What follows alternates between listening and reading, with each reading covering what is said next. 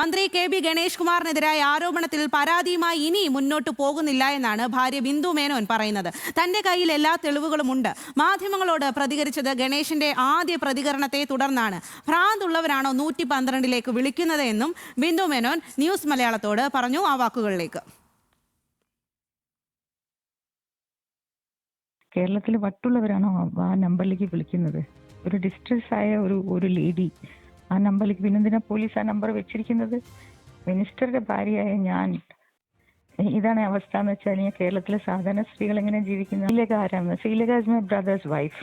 എനിക്കൊരു ഒരു പേഴ്സണൽ പ്രശ്നം ഉണ്ടാകുമ്പോൾ അവരുടെ വീട്ടിൽ അവരുടെ പേഴ്സണൽ ഡ്രൈവറോട് എൻ്റെ ഫോൺ പിടിക്കാനും എന്നെ പിടിച്ചു മാറ്റാനും എല്ലാം പറയുമ്പോൾ ഞാൻ ആരെയാണ് വിളിക്കേണ്ടത്? I call my sister in law. ഇത്തരത്തിലെ ഈ ചിത്രം പകർത്താൻ ഫോണിൽ കഴിഞ്ഞിരുന്നോ? ഉണ്ട്. I have all the evidence. എല്ലാ തെളിവുകളും ഉണ്ട്. എവറിത്തിങ്. ഇനി ഒന്നും ആവശ്യമില്ല. ഈ വാർത്തയുടെ കൂടുതൽ വിവരങ്ങളുമായി നമുക്കൊപ്പം ചേരുന്നത് സനീറ്റയോടാണ് ഇപ്പോൾ ബിന്ദു മേനോൻ സംസാരിച്ചതും. സനീറ്റ, എന്തായാലും ബിന്ദു മേനോൻ കാര്യങ്ങൾ തുറന്നു പറയുകയാണ്. എന്നാൽ ഒരു പരാതിയുമായി മുന്നോട്ട് പോകുന്നില്ല എന്ന് പറയുന്നു. ഇവിടെ ഏറ്റവും ഗൗരവകരമായിട്ടുള്ള ഒരു കാര്യം എന്ന് പറയുന്നത് 112ലേക്ക് വിളിക്കുന്ന ആളുകളൊക്കെ വട്ടുള്ളവരാണ് എന്നുള്ള തരത്തിൽ മന്ത്രിയുടെ പരാമർശമുണ്ടായി എന്ന് പറയുന്നു. അതുപോലെ തന്നെ മന്ത്രിയുടെ പേഴ്സണൽ സ്റ്റാഫ് അംഗങ്ങൾ പിടിച്ചു മാറ്റി എന്നതടക്കമുള്ള ഗൗരവകരമായിട്ടുള്ള ആരോപണമാണ് ഉയർത്തുന്നത്. എന്നാൽ പരാതിയിലേക്ക് നീങ്ങുന്നില്ല എന്ന് പറയുമ്പോൾ ഇനി ഏതു രീതിയിൽ മുന്നോട്ട് പോകും എന്നാണ് ബിന്ദു മേനോൻ ഇക്കാര്യത്തിൽ പറയുന്നത്? സ്വാതി, വളരെ വൈകാരികമായി തന്നെയാണ് ഗണേഷ് കുമാറിന്റെ ഭാര്യ ബിന്ദു മേനോൻ നമ്മളോട് പ്രതികരിച്ചത്. ഞാൻ വിളിക്കുമ്പോൾ പല പ്രാവശ്യം വിളിക്കാൻ ശ്രമിച്ചപ്പോൾ തന്നെ സംസാരിക്കാൻ പോലും ആ സ്ത്രീക്ക് കഴിഞ്ഞിരുന്നില്ല. വളരെ മാനസികമായി തളർന്ന ഒരു അവസ്ഥയിൽ തന്നെയായിരുന്നു. കഴിഞ്ഞ ശനിയാഴ്ചയാണ് ഇത്തരത്തിൽ ഒരു സംഭവം ഉണ്ടാകുന്നത്. ഈ ബിന്ദു മേനോന്റെ അമ്മയ്ക്ക് ചില ശാരീരിക പ്രശ്നങ്ങൾ അല്ലെങ്കിൽ രോഗങ്ങൾ തുടർന്ന് ബിന്ദു മേനോൻ വീട്ടിലേക്ക് പോകുകയായിരുന്നു.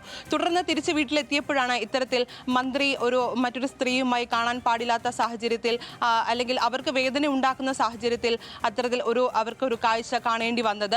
തുടർന്ന് അവർ തൻ്റെ മൊബൈലിൽ തന്നെ ചിത്രങ്ങൾ പകർത്തുകയുണ്ടായി. എന്നാൽ തുടർന്ന് തന്നെ അവിടെ ഉണ്ടായിരുന്ന മന്ത്രിയുടെ പല സ്റ്റാഫുകളും ഈ സ്ത്രീയെ പിടിച്ചു മാറ്റുകയും അല്ലെങ്കിൽ അപ്പോൾ തന്നെ 112 വിളിക്കുകയും ചെയ്തിരുന്നു. എന്നാൽ അങ്ങനെയാണോ? അത്തരത്തിൽ 112ലേക്ക് വിളിക്കേണ്ടതാണോ? അങ്ങനെ വിളിക്കുന്നവർ ഭ്രാന്തുള്ളവരാണ് എന്നൊക്കെയുള്ളൊരു പ്രതികരണത്തെ തുടർന്നാണ് എന്തായാലും ഇന്ന് ബിന്ദു മേനോൻ മാധ്യമങ്ങളോട് തന്നെ പ്രതികരിച്ചത്. അവർ വളരെ ഒരു മോശമായ സാഹചര്യത്തിലാണ് ഇപ്പോൾ കടന്നു പോകുന്നത്. മാനസികമായും വല്ലാതെ തളർന്ന ഒരു സാഹചര്യമാണ്. എന്തായാലും നിയമപരമായി മുന്നോട്ട് പോകുന്നില്ല. തെളിവുകളെല്ലാം തൻ്റെ പക്കലുണ്ട്. ആ ഒരു സാഹചര്യത്തിൽ പകർത്തിയ ദൃശ്യങ്ങൾ അടക്കം എല്ലാ തെളിവുകളും തൻ്റെ പക്കലുണ്ട് എന്ന് അവർ വ്യക്തമാക്കുന്നുണ്ട്. എന്നിരുന്നാൽ പോലും നിയമപരമായി മുന്നോട്ട് പോകാൻ താല്പര്യമില്ല എന്ന് അവർ നമ്മളോട് പറഞ്ഞിട്ടുണ്ട്. മറ്റൊരു കാര്യം അവർ ഉന്നയിക്കുന്നത് ഇത്രയും വലിയൊരു നിയമ സംവിധാനമുള്ള അല്ലെങ്കിൽ കേരളം പോലെ ഒരു സംസ്ഥാനത്ത് സ്ത്രീകൾ ഇത്തരത്തിൽ ഒരു പ്രശ്നം വിളിച്ച് പോലീസിനോട് പറയുമ്പോൾ അല്ലെങ്കിൽ അവർക്ക് ഇത്തരത്തിൽ യാതൊരു തരത്തിലും ഇടപെടാൻ കഴിയാത്ത ഒരു സാഹചര്യം കേരളത്തിൽ ഉണ്ടോ എന്ന് അവർ പറഞ്ഞു വെക്കുന്നുണ്ട്. അതോ ഒരു മന്ത്രിയുടെ ഭാര്യയായ തനിക്ക് പോലും ഇത്തരത്തിൽ ഒരു പരാതി ഉന്നയിക്കുമ്പോൾ അതിൽ പോലീസിന് ഒന്നും ചെയ്യാൻ കഴിയാത്ത സാഹചര്യമുണ്ടോ?